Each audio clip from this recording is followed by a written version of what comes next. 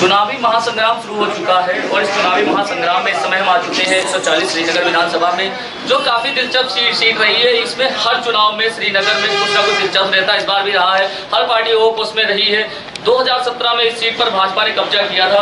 उसके बाद इस बार इसको सीट बचाने के लिए भाजपा पूरी जद्दोजहद में लगी हुई है, लेकिन इस समय यहाँ से उतर चुके हैं समाजवादी पार्टी से रामशरण जी, जो एक बार विधायक भी रह चुके हैं यहाँ से। आइए आज जानते हो, मुलाकात करते हैं इनसे कि आने वाले समय में इनके लिए जनता की क्या प्राथमिकताएं रहेंगी। पहले तो आपका हमारे प्रोग्राम में स्वागत है। आप ये बताइए 2022 के चुनाव में आप जनता के लिए क्या लेकर आएंगे? देखिए, समाजवादी पार्टी जो कहती है वो करती है, कथनी और करने में कोई अंतर नहीं। हमारे नेता माननीय अखिलेश यादव जी जब 2012 के चुनाव में उतरे थे मैदान में, उस समय उन्होंने एक घोषणा पत्र तैयार किया था और उस घोषणा पत्र में जो भी आम जनमानस से वायदे किए थे उनको उन्होंने 2 साल में सारे के सारे अपने घोषणा पत्र को लागू करने का काम किया था।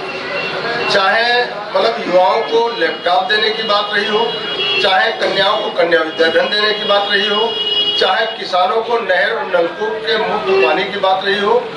देखा कि एक डायल 100 नंबर चलाने का काम किया और 102 नंबर 108 नंबर एम्बुलेंस से काम किया।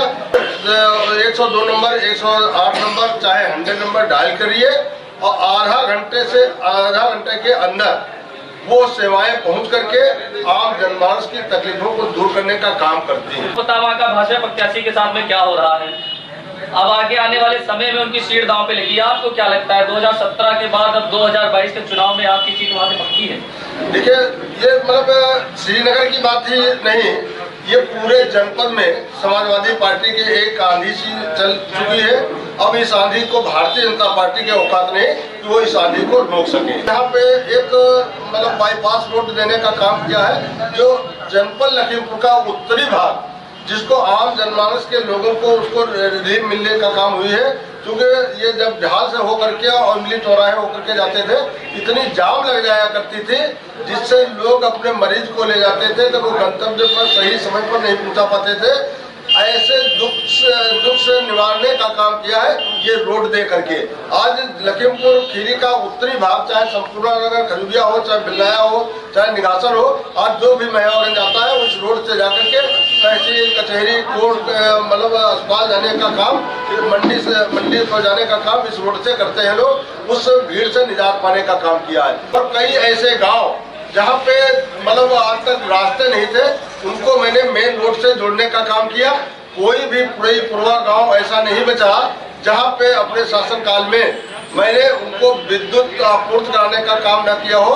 लगा करके लाइन खिंचा करके बिजली खंभे खड़े करा करके उन लोगों को विद्युत आपूर्ति देने का काम किया।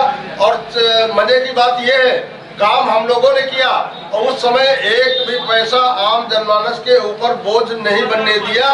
भारतीय जनता पार्टी की गवर्नमेंट आते ही 3 गुने से ज्यादा बिल देने का काम किया। और आपने यहाँ की जनता को छलाव करके वोट लेने का काम किया। आपने कहा कि मैं 14 दिन के अंदर यानी कि 2 सप्ताह में गन्ने का भुगतान कराने का काम करूंगा। 14 महीने पूरे हो गए हैं, अब भी किसानों का मिल मालिकों के ऊपर बकाया पड़ा है और सरकार दिलाने का काम नहीं किया।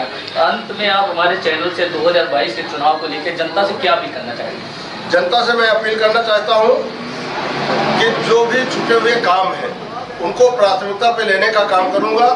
जैसे कि मैं आपको बताना चाहता हूँ आपके चैनल के माध्यम से आम जनता को, एक उल्ल नदी पड़ती है, जो उल्ल नदी वो श्रीनगर विधानसभा को 2 भागों में बांटने का काम कर रही है। तो उसके ऊपर एक बड़ा पुल देकर के क्षेत्र के दोनों भागों को आवागमन की सुविधा उपलब्ध कराने का काम करेंगे। और कटान से संबंधित शारदा नदी के किनारे के गांव कटान प्रभावित रहते हैं, किसानों की जमीनें कट जाया करती हैं, उससे उनको मुक्ति दिलाने का काम करेंगे, उसकी जमीनें न कट सके, सुरक्षित हो सके। धन्यवाद।